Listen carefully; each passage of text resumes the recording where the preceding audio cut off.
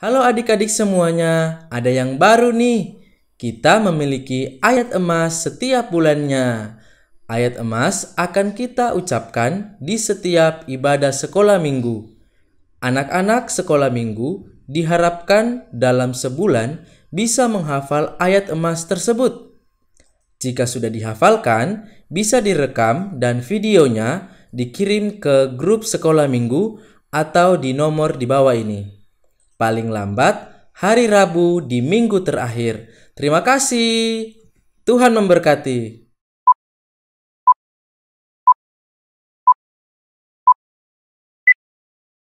Shalom adik-adik semuanya. Apa kabar untuk kita semua? Pastinya sehat dan luar biasa.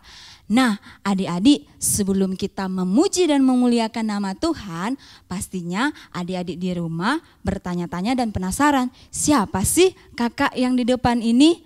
Nah, kakak mau memperkenalkan diri terlebih dahulu. Nama kakak Kak Tika, T-I-K-A, Tika. Nah, diingat baik-baik ya, nama kakak Kak Tika. Oke adik-adik, sebelum kita memuji dan memuliakan nama Tuhan, kita mau berdoa terlebih dahulu ya. Semuanya lipat tangannya, tutup matanya, kita satu di dalam doa. Tuhan Yesus yang baik, kami mengucap syukur atas kebaikan Tuhan dalam kehidupan kami anak-anak-Mu. Tuhan Yesus, saat ini kami mau memuji dan memuliakan nama Tuhan. Kiranya Engkau Allah yang bertakhta dalam setiap pujian kami. Di dalam nama Yesus kami mengucap syukur. Haleluya. Amin. Oke adik-adik, saat ini kita mau sebutin dulu ayat emas kita. Masih ingat enggak ayat emas kita apa? Kalau masih ingat, kita sebutin bersama-sama ya. 1, 2, 3. Yeremia 17 ayat 7. Diberkatilah orang yang mengandalkan Tuhan, yang menaruh harapannya pada Tuhan. Sekali lagi ya supaya lebih mantap. 1, 2, 3. Yeremia 17 ayat 7. Diberkatilah orang yang mengandalkan Tuhan, yang menaruh harapannya pada Tuhan. Oke, mantap ya. Nah adik-adik, Kak Tika juga punya yel-yel. Mau tahu nggak yel-yelnya hari ini? Kalau mau tahu, Kak Tika undang untuk semua bangkit berdiri. Kita sebutin bersama-sama ya. 1, 2, 3. Anak Tuhan setiap hari bersukacita. Sekali lagi ya. 1, 2, 3. Anak Tuhan setiap hari bersukacita. Yeay, tepuk tangan untuk Tuhan. Nah, sekarang kita mau memuji dan melompat untuk Tuhan. Kita masih tetap berdiri ya. Kita katakan pujian kita yang berkata, happy ya ya ya, happy ya ya ya.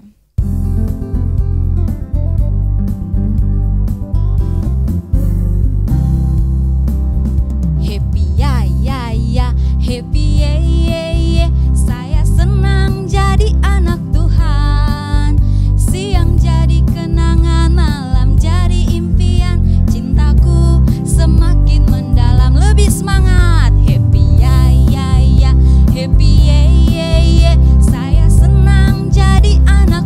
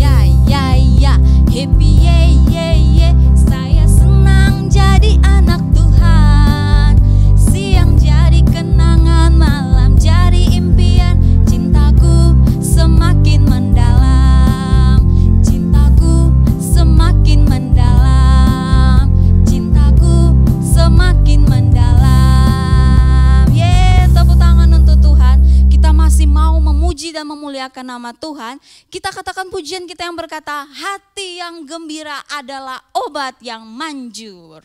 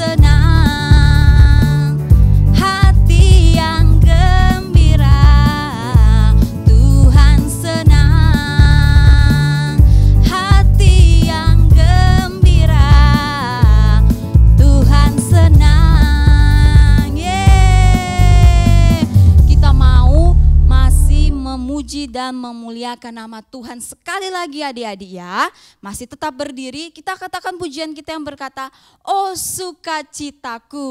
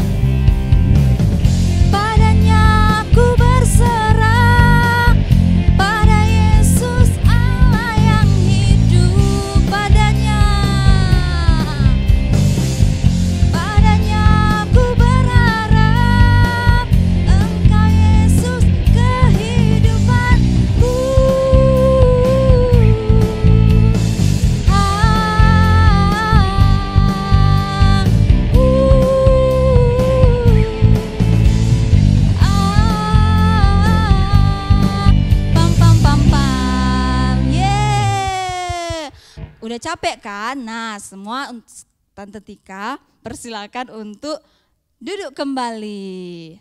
Oke, adik-adik, sekarang sebelum kita mendengarkan kebenaran firman Tuhan, kita sekali lagi mau sebutin ayat emas kita dan juga yel-yel kita. Masih ingat kan?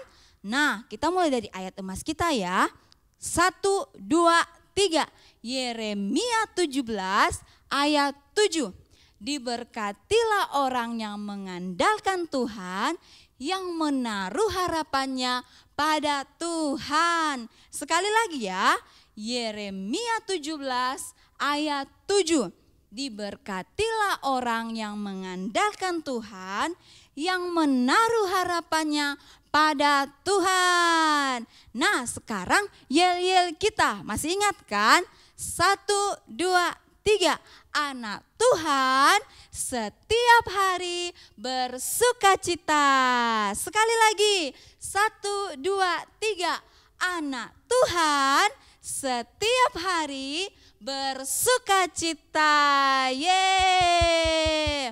Oke adik-adik, saat ini kita mau mendengarkan kebenaran firman Tuhan. Semuanya sikap doanya, kita katakan pujian kita yang berkata, Yesusku panggil, Yesusku undang.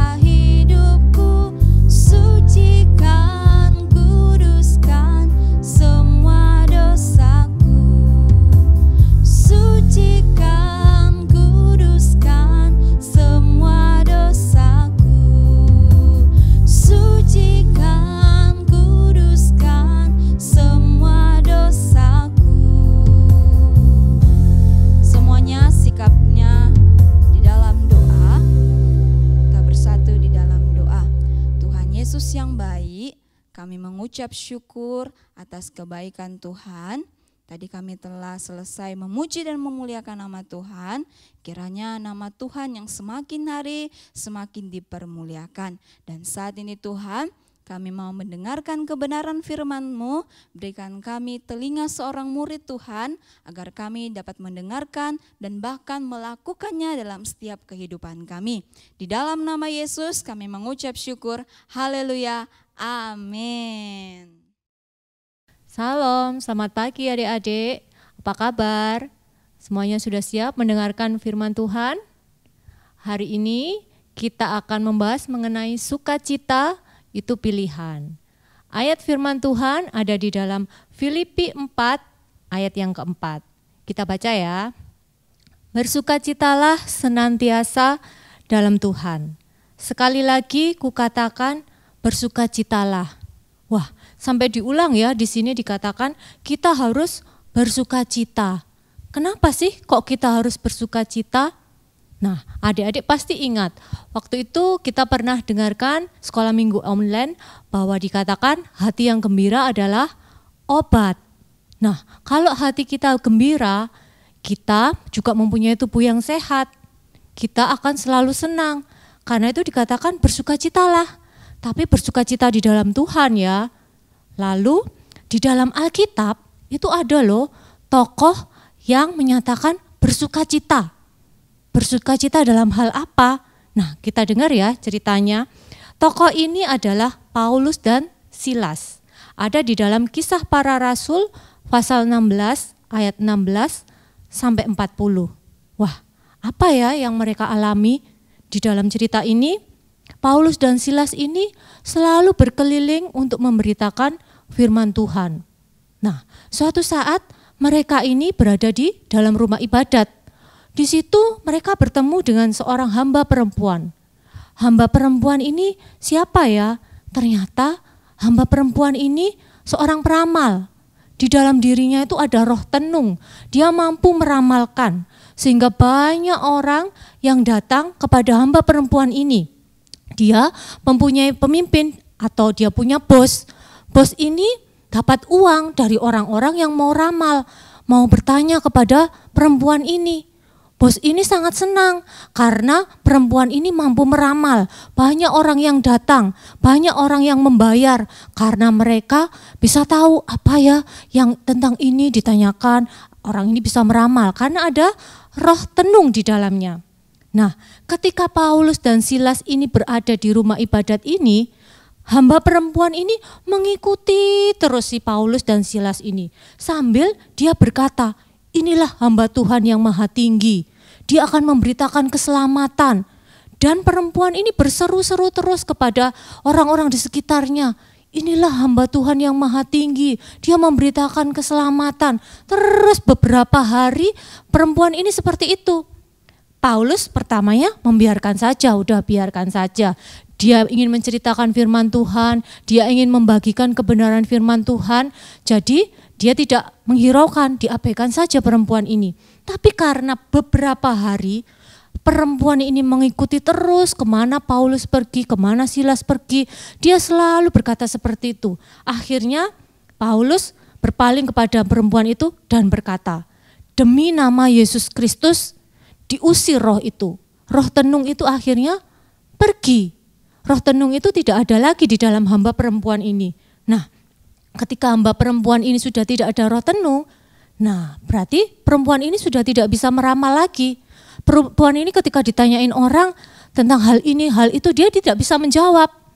Lalu si pemimpin perempuan ini, si bosnya tadi merasa waduh, nggak dapat penghasilan, nggak dapat uang, karena orang-orang sudah tidak datang kepada perempuan ini. Perempuan ini sudah tidak bisa meramal lagi. Akhirnya mereka tidak punya penghasilan. Lalu mereka menangkap Paulus dan Silas ini, dibawa ke pasar, dibawa ke hadapan banyak orang, ditemukan kepada pembesar kota itu, supaya mereka menangkap, memasukkan Paulus dan Silas ini ke dalam penjara. Lalu apa yang terjadi? Mereka mengatakan bahwa Paulus dan Silas ini mengajarkan ajaran yang tidak sesuai dengan adat istiadat kita. Orang ini mengajarkan ajaran yang salah. Akhirnya orang banyak marah. Orang banyak ini merasa bahwa Paulus dan Silas ini orang yang salah. Wah, akhirnya baju mereka dikoyakkan, mereka lalu dilukai, dimasukkan ke dalam penjara. Ketika di dalam penjara, Paulus dan Silas ini ditempatkan di ruang yang tengah, lalu kaki mereka supaya tidak bisa lari, mereka diberikan kayu, dipasung, supaya mereka tidak bisa bebas jalan-jalan. Tapi apa yang terjadi? Apa si Paulus dan Silas ini sedih? Apa mereka berduka cita? Atau mereka marah karena aku nggak salah, aku memberitakan firman Tuhan. Aku berada di jalan yang benar, tetapi aku disalahkan. Apa mereka marah? Atau mereka memukul kembali orang-orang itu? Tidak. Paulus dan Silas ini memilih untuk bersukacita. Apa yang mereka lakukan? Di dalam penjara ini mereka berdoa.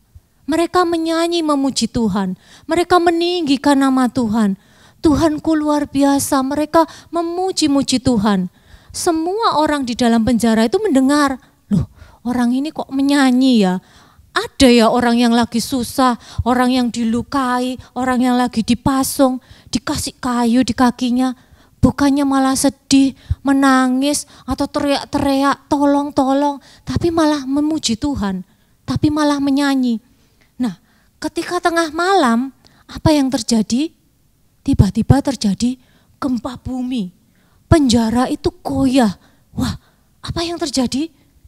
Ternyata pintunya terbuka dan kayu tadi yang dipasang di kakinya Paulus dan Silas terlepas. Wah, luar biasa ya. Terjadi hal-hal yang orang lain itu bingung sampai, loh kok ada gempa bumi ya? Semua pintu terbuka. Mereka bisa lari keluar.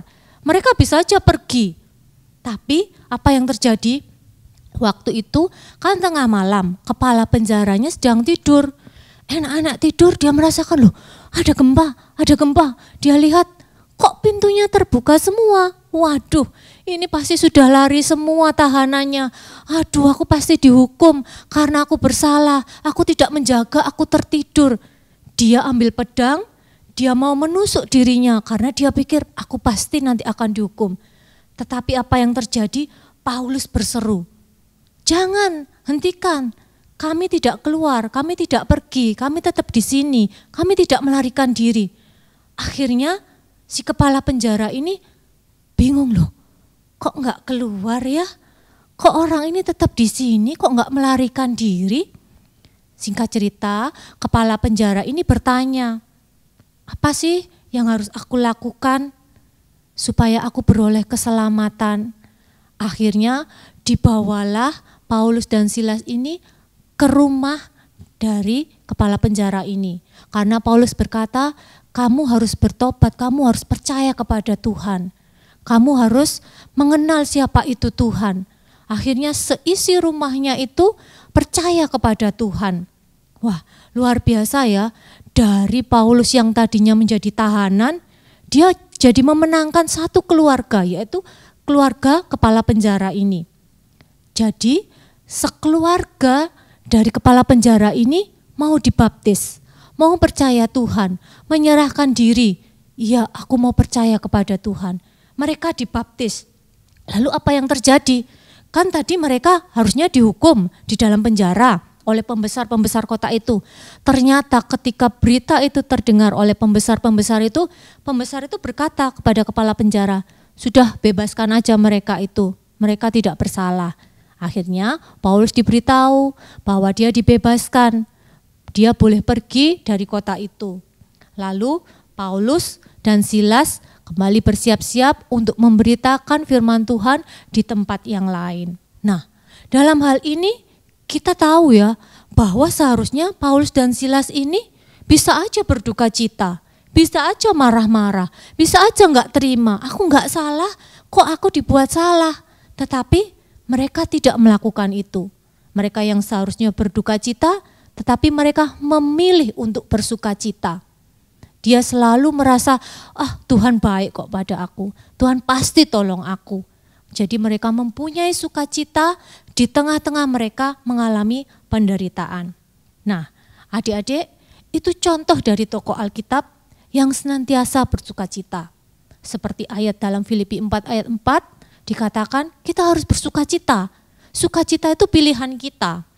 Kita memilih bersuka cita atau kita memilih untuk berduka cita. Dikatakan kita harus memilih bersuka cita di dalam Tuhan. Karena di dalam sukacita itu ada pengharapan kepada Tuhan. Di dalam sukacita itu kita mempunyai iman kepada Tuhan. Nah, saat ini Kak Maria akan menanyakan beberapa pertanyaan supaya adik-adik tahu kalau adik-adik dalam kondisi itu, apa sih adik-adik yang akan pilih? Apakah adik memilih untuk sukacita? Nah, ini ada beberapa pertanyaan ya. Yang pertama, apabila mengalami sakit penyakit yang tak kunjung sembuh, apa yang seharusnya dilakukan? A. Tetap berdoa kepada Tuhan. B. Mengeluh setiap hari. C. Marah-marah kepada orang tua dan keluarga. D. Diam saja. E. Menangis. Nah, Apa yang adik-adik lakukan? Misalnya adik-adik sakit nih, nggak sembuh-sembuh. Apa yang adik-adik lakukan? Apa adik-adik tetap berharap kepada Tuhan, tetap berdoa kepada Tuhan, atau menangis, aduh nggak sembuh-sembuh, atau mengeluh setiap hari? Apa yang adik-adik lakukan? Ya, kalau kita memilih untuk bersuka cita, kita akan melakukan yang A, tetap berdoa kepada Tuhan. Kita akan berharap kepada Tuhan, kita percaya Tuhan akan sembuhkan, kita selalu bersuka cita di dalam Tuhan. Akhirnya adik-adik tidak mengeluh, tidak menangis, adik-adik tidak diam saja, udah nggak peduli sembuh atau enggak percaya kepada Tuhan, tidak berdoa. Tetapi kalau adik-adik memilih sukacita, adik-adik tetap berdoa kepada Tuhan, tetap percaya kepada Tuhan. Nah, selanjutnya ada pertanyaan kedua. Apa yang akan adik-adik pilih ya? Ketika di rumah cuma ada makanan dengan lauk yang sederhana, apa yang kita lakukan? A, tidak mau makan. B, tetap makan dengan ucapan terima kasih kepada Tuhan. C, makan tapi sambil bersungut-sungut. Atau D, minta orang tua agar dibelikan makanan yang lain. Atau E, marah-marah kepada orang tua. Nah, kalau cuma ada lauk sederhana nih, nggak ada makanan yang enak-enak, yang lesat-lesat, apa yang dilakukan? Apa nggak mau makan? Atau ya tetap mau makan dengan mengucap terima kasih Tuhan masih bisa makan hari ini. Atau makan sih sambil bersungut-sungut, makanan nggak enak, kok aku harus makan ini ya? Atau yang D, minta orang tua, Mah, belikan ya yang lain, gak mau makan ini. Pa, belikan yang lain ya, gak mau makan ini. Atau malah marah-marah kepada orang tua, kok masak seperti ini, aku gak mau, aku gak suka. Nah, apa yang adik-adik pilih? Nah, kalau adik-adik memilih tetap bersuka cita di dalam Tuhan, adik-adik akan memilih yang B. Tetap makan dengan ucapan terima kasih kepada Tuhan. Walaupun lauknya sederhana, kita masih diberi makan sama orang tua kita. Tuhan masih memberkati, kita bisa makan. Kita harus mengucap syukur, kita tetap bersuka cita. Sekalipun makanan itu bukan makanan yang lesat-lesat, yang enak-enak, yang seharusnya kita bayangkan, bisa makan ini, bisa makan itu. Tapi yang ada kok cuman ini di rumah. Kalau kita mau memilih tetap bersuka cita, kita tetap makan sambil mengucap syukur kepada Tuhan. Nah, yang selanjutnya, pertanyaan terakhir ya. Jika teman kita menghina kita, apa yang akan kita lakukan? Wah, ini kita pasti punya banyak teman kan, adik-adik, mau di sekolah, mau di gereja, dimanapun. Nah, kalau ada teman kita yang menghina, apa yang kita lakukan? A, membalas menghina teman kita. B, memukul teman kita. C, mengampuni teman kita dan tetap bersuka cita. Atau D, marah-marah. Atau E, menangis. Nah, apa yang kita lakukan kalau teman kita menghina? Wah, atau enaknya dipukul saja, atau kembali marah-marah, atau menangis, aduh orang itu hina aku, orang itu hina aku, atau seperti itu. Nah, anak-anak yang memilih tetap bersuka cita akan melakukan C, mengampuni teman kita dan tetap bersuka cita. Sekalipun teman kita itu menghina kita, kita tidak membalas. Kita tidak bersungut-sungut, tidak marah, tidak sedih, kita ampuni. Tapi tetap bersuka cita. Tetap mau main dengan teman yang menghina kita, kita tidak membeda-bedakan teman. Karena anak-anak yang baik memilih tetap bersuka cita, sekalipun banyak yang membuat kita menderita. Walaupun kita enggak salah, kita hidup dalam benar, kita tiba-tiba dihina, kita tetap mengampuni, tetap bisa bersuka cita. Nah, itu cerita firman Tuhan hari ini. Ingat ya adik-adik, kita harus tetap bersuka cita. Sekalipun di dalam penderitaan, apalagi di tengah pandemi corona ini, adik-adik pengennya masuk sekolah, tapi ternyata masih online. Yang kita lakukan, tetap bersuka cita. Adik-adik pengennya sekolah minggu, kembali ke gereja, tetapi masih belum, masih online, kita harus tetap bersuka cita. bahwa bersukacita di dalam Tuhan itu menimbulkan pengharapan yang luar biasa. Tuhan senang kepada anak-anak yang berharap sungguh-sungguh kepada Tuhan. Nah, sekian cerita firman Tuhan hari ini. Tapi ingat ya, kita ada ayat emas. Ayat emasnya ada di dalam Yeremia pasal 17 ayat yang ke-7. Bunyinya, diberkatilah orang yang mengandalkan Tuhan, yang menaruh harapannya pada Tuhan. Ingat ya, Yeremia 17 ayat yang ke-7. Sekian cerita firman Tuhan hari ini, mari kita berdoa. Tuhan Yesus, kami mengucap syukur Tuhan, kami sudah mendengarkan firman-Mu Tuhan. Kiranya kami bisa menjadi anak-anak yang tetap bersukacita di dalam Engkau ya Tuhan. Mampukan kami Tuhan selalu mengucap syukur Tuhan atas segala berkat yang sudah Engkau berikan kepada kami. Baik berkat rohani maupun berkat jasmani. Berkati juga Tuhan orang tua kami Tuhan. Mampukan mereka Tuhan supaya mereka dapat bekerja dengan baik. Berikanlah kesehatan yang baik kepada papa mama kami ya Tuhan. Sehingga kami semua Tuhan dapat dilindungi, dijagai ya Tuhan. Terima kasih Tuhan, mampukan kami juga mengikuti sekolah minggu online ini dengan baik ya Tuhan. Terima kasih Tuhan, di dalam nama Tuhan Yesus kami alaskan doa kami ini. Haleluya. Amin. Sekian cerita firman Tuhan hari ini. Sampai ketemu di SM Online selanjutnya. Tuhan memberkati.